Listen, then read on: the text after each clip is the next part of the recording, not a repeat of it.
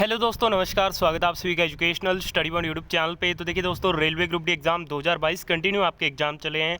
आज आपके 14 सितंबर का सेकंड शिफ्ट का एग्ज़ाम खत्म हो चुका है। तो 14 सितंबर सेकंड शिफ्ट एग्ज़ाम में जो ऑल 45 क्वेश्चन पूछे गए हैं साइंस, जीके और करंट अफेयर से रिलेटेड, उन सभी क्वेश्चनों को आप बिल्कुल 100% सही व सटीक उत्तर के साथ एग्जाम एनालिसिस आपको इस वीडियो में प्रोवाइड कराया जाएगा। तो जिन भी दोस्तों का 14 सितंबर सेकंड शिफ्ट में एग्जाम था, वीडियो में ध्यान से एंड तक बने रहिएगा। आपको अपनी शिफ्ट के सभी क्वेश्चनों के राइट आंसर इस वीडियो के माध्यम से पता लग जाएंगे। तो चलिए दोस्तों, वीडियो को शुरू करते हैं। वीडियो शुरू करो उससे पहले आपने वीडियो को लाइक नहीं किया तो जल्दी से लाइक कर दीजिए और आने वाले सभी शिफ्ट के दोस्तों के साथ वीडियो को शेयर भी जरूर कीजिएगा। और जिन भी दोस्तों का नेक्स्ट शिफ्ट में एग्जाम है, पूरा वीडियो ध्यान से एंड तक जरूर देखिएगा, क्योंकि ग्रुप डी एग्जाम में काफ़ी क्वेश्चन जो है वो डेली शिफ्टों में रिपीट हो रहे हैं। तो चलिए दोस्तों, वीडियो को शुरू करते हैं। तो सेकंड शिफ्ट का पहला क्वेश्चन आपसे पूछा गया, राष्ट्रीय एकता दिवस कब मनाया जाता है। देखिए दोस्तों, बात हो रही है राष्ट्रीय एकता दिवस की। ये 31 अक्टूबर को मनाया जाता है। तो 31 अक्टूबर इस क्वेश्चन का आपका बिल्कुल राइट आंसर रहेगा। इसी दिन भारत में राष्ट्रीय एकता दिवस के रूप में मनाया जाता है। अगला क्वेश्चन आपसे पूछा गया कि आर्य समाज के संस्थापक कौन थे। देखिए दोस्तों, आर्य समाज की जो स्थापना है वो दयानंद सरस्वती जी के द्वारा की गई थी। ठीक है दोस्तों, तो दयानंद सरस्वती इस क्वेश्चन का बिल्कुल राइट आंसर रहेगा। आपको ये भी ध्यान में रखना है कि आर्य समाज की जो स्थापना है वो दयानंद सरस्वती ने 10 अप्रैल 1875 में मुंबई में की थी। देखिए दोस्तों, कल मैंने आपको जो वीडियो करवाई थी प्रमुख समाज पार्टी आंदोलन के संस्थापक की, second channel all exam preparation से, वहाँ से ये डायरेक्ट क्वेश्चन उठा है। तो अभी तक आपने वो वीडियो नहीं देखी है तो आप यूट्यूब पे सर्च कर लीजिए ऑल एग्जाम प्रिपरेशन। वहाँ पे daily topic wise video upload हो रही है। जो ग्रुप डी एग्जाम में बार बार क्वेश्चन रिपीट हो रहे हैं, वहाँ पर आप उन क्वेश्चनों को डेली ज़रूर देखिएगा। नेक्स्ट शिफ्टों में जिनका एग्जाम है काफ़ी आपको बेनिफिट मिलेगा। अगला क्वेश्चन पूछा गया, अनुच्छेद 24 फैक्ट्रियों में बच्चों के रोजगार पर रोक में किस आयु का उल्लेख किया गया है, जिसके नीचे हमारे भारतीय संविधान में बाल श्रम की अनुमति नहीं है। तो इसकी जो आयु सीमा है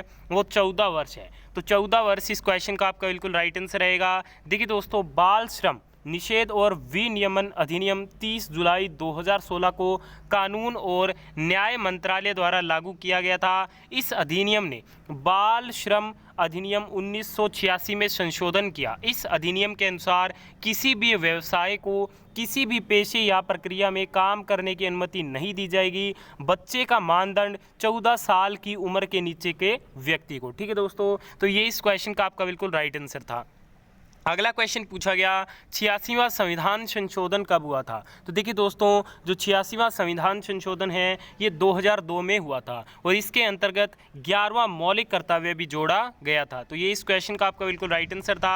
नेक्स्ट क्वेश्चन पूछा गया, भारतीय संविधान में 11वां मौलिक कर्तव्य कौन सा था। तो ये था आपके शिक्षा का अधिकार। ठीक है दोस्तों, तो ये आपका राइट आंसर था। माता पिता या संरक्षक द्वारा 6 से 14 वर्ष के बच्चों हेतु प्राथमिक शिक्षा प्रदान करना और 6 से 14 वर्ष तक के बच्चों के लिए अनिवार्य एवं निःशुल्क शिक्षा को मौलिक अधिकार के रूप में मान्यता दी गई है। तो देखिए दोस्तों, इन दोनों क्वेश्चनों में से एक क्वेश्चन पूछा गया था। आप कमेंट करके बताइएगा कि दोनों में से एग्जैक्ट आपके एग्जाम में कौन सा क्वेश्चन आपको देखने को मिला था। अगला क्वेश्चन पूछा गया, भारतीय मौसम विज्ञान का मुख्यालय कहाँ पर स्थित है। तो भारतीय मौसम विज्ञान का जो मुख्यालय है वो आपके नई दिल्ली में स्थित है। तो नई दिल्ली इस क्वेश्चन का आपका बिल्कुल यहाँ पे राइट आंसर रहेगा। अगला क्वेश्चन आपसे पूछा गया, उष्णकटिबंधीय वन अनुसंधान संस्थान का मुख्यालय कहाँ पर स्थित है। देखिए दोस्तों, उष्णकटिबंधीय वन अनुसंधान संस्थान का जो मुख्यालय है वो आपके जबलपुर में स्थित है। उष्णकटिबंधीय वन अनुसंधान संस्थान जबलपुर भारतीय वानिकी अनुसंधान एवं शिक्षा परिषद के अधीन 8 क्षेत्रीय संस्थानों में से एक है। संस्थान 1988 में अस्तित्व में आया था। अगला क्वेश्चन पूछा गया, भारत में ऑपरेशन फ्लड किस वर्ष शुरू किया गया था। तो भारत में ऑपरेशन फ्लड को शुरू किया गया था 1970 में। ठीक है दोस्तों, इसे भारत में 13 जनवरी 1970 को शुरू किया गया था। डॉक्टर वर्गीज कुरियन को भारत में श्वेत क्रांति का जनक माना जाता है। भारत में दुग्ध क्रांति को ऑपरेशन फ्लड के रूप में भी जाना जाता है, जो भारत को दूध उत्पादन में आत्मनिर्भर बनाने के लिए शुरू किया गया है। अगला क्वेश्चन पूछा गया रीजनिंग का कि 17 मई 2013 को कौन सा दिन था। तो ये रीजनिंग का क्वेश्चन था। तो 17 मई 2013 को फ्राइडे था। ठीक है दोस्तों, तो फ्राइडे इस क्वेश्चन का आपका बिल्कुल राइट आंसर था। अगला क्वेश्चन पूछा गया कि प्रथम पंचवर्षीय योजना के अंतर्गत कितने आईआईटी बनाए गए थे। तो प्रथम पंचवर्षीय योजना के अंतर्गत 5 आईआईटी बनाए गए थे। तो 5 इस क्वेश्चन का आपका बिल्कुल यहाँ पे राइट आंसर था। नेक्स्ट क्वेश्चन पूछा गया 2019 के अनुसार रबड़ नीति में भारत का स्थान क्या था। तो 2019 के अनुसार रबड़ नीति में भारत का स्थान 6ठा था। ठीक है दोस्तों, अगर करंट में बात करें तो करंट की स्थिति भारत की क्या है, 4थे स्थान पे है। तो आप बताइएगा आपको ऑप्शन में क्या पूछा गया था, 2019 का पूछा गया था या फिर करंट का पूछा गया था। अगर 2019 का पूछा गया तो 6ठी रैंक थी, और करंट में बात करें तो करंट में भारत 4थे स्थान पर कायम है। अगला क्वेश्चन पूछा गया गौतम बुद्ध ने किस भाषा में उपदेश दिया था। तो गौतम बुद्ध ने पाली भाषा में उपदेश दिया था। ठीक है दोस्तों, तो पाली भाषा इस क्वेश्चन का आपका बिल्कुल राइट आंसर रहेगा। गौतम बुद्ध ने पहला उपदेश सारनाथ में दिया था। ठीक है, तो ये बात भी आपको ध्यान में रखनी है, ये क्वेश्चन भी हर शिफ्ट में बार बार रिपीट हो रहा है। अगला क्वेश्चन पूछा गया विद्युत मोटर किस ऊर्जा को किस ऊर्जा में परिवर्तित करता है। देखिए दोस्तों, जो विद्युत मोटर होता है वो विद्युत ऊर्जा को यांत्रिक ऊर्जा में परिवर्तित करता है। तो विद्युत ऊर्जा को यांत्रिक ऊर्जा में परिवर्तित करना ये इस क्वेश्चन का राइट आंसर था। और जबकि जो जनरेटर होता है ये यांत्रिक ऊर्जा को विद्युत ऊर्जा में परिवर्तित करता है। ठीक है दोस्तों, तो ये आपका बिल्कुल राइट आंसर रहेगा।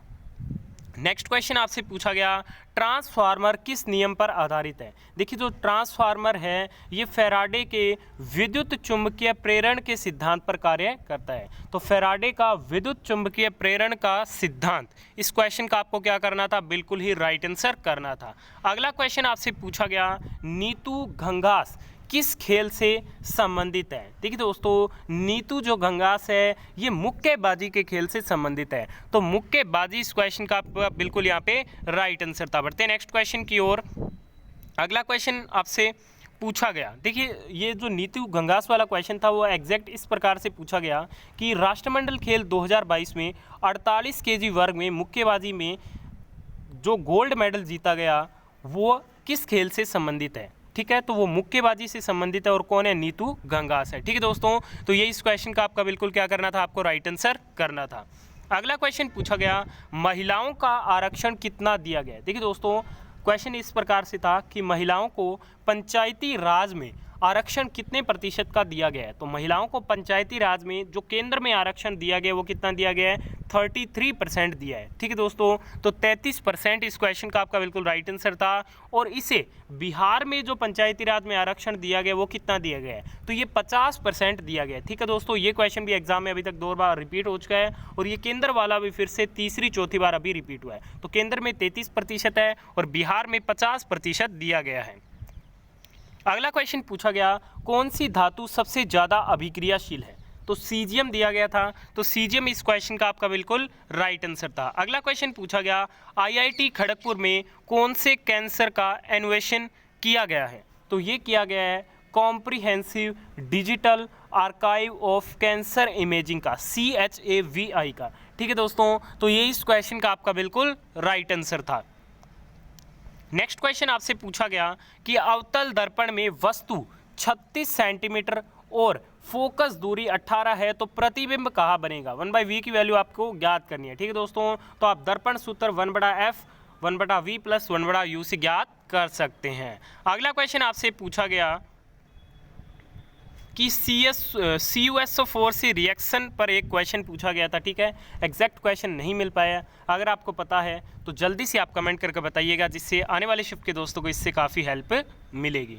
ठीक है दोस्तों, नेक्स्ट क्वेश्चन आपसे पूछा गया कि यदि लंबाई L को 2 गुना और धारा को आधा कर दिया जाए तो प्रतिरोधकता पर क्या प्रभाव पड़ेगा। तो यदि लंबाई L को अपने 2 गुना कर देंगे, धारा को आधा कर देंगे, तो प्रतिरोधकता जो है वो 4 गुना हो जाएगी। ठीक है दोस्तों, तो 4 गुना इस क्वेश्चन का आपका बिल्कुल राइट आंसर था। अगला क्वेश्चन पूछा गया राष्ट्रपति को वीटो का प्रावधान किस अनुच्छेद के अंतर्गत है। तो राष्ट्रपति को जो वीटो पावर का प्रावधान है ये अनुच्छेद 111 के अंतर्गत है। तो आर्टिकल 111 इस क्वेश्चन का आपका बिल्कुल राइट आंसर था। नेक्स्ट क्वेश्चन पूछा गया किसी परिपथ में 5 ओम तथा 6 ओम के 2 प्रतिरोध 12 वोल्ट की बैटरी से जुड़े हैं तो परिपथ में विद्युत धारा क्या होगी। तो आप कैसे भी कर लीजिएगा, अगर आपको श्रेणी में दिया गया होगा तो दोनों जुड़ जाएंगे, समांतर में दिया गया होगा तो 1/r बराबर 1/r1 प्लस r2 करके आप ज्ञात कर सकते हो। पहले आपको क्या कर लेना है, परिपथ का तुल्य प्रतिरोध ज्ञात कर लेना है,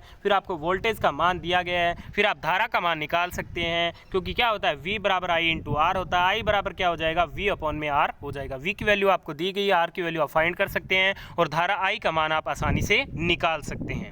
अगला क्वेश्चन पूछा गया, औसत लागत बराबर होता है, तो ये संपूर्ण कीमत बटा सही सामान की संख्या होता है। ठीक है दोस्तों, IIT खड़गपुर में कैंसर के इलाज के लिए किसके साथ समझौता किया है, तो ये टाटा ग्रुप के साथ समझौता किया है। तो टाटा इस क्वेश्चन का आपका राइट आंसर था। नेक्स्ट क्वेश्चन पूछा गया, जब प्रकाश विरल माध्यम से सघन माध्यम में प्रवेश करती है तो किरण किस ओर मुड़ती है, तो ये अभिलंब की ओर मुड़ती है। ठीक है दोस्तों, तो ये इस क्वेश्चन का आपका बिल्कुल राइट आंसर था।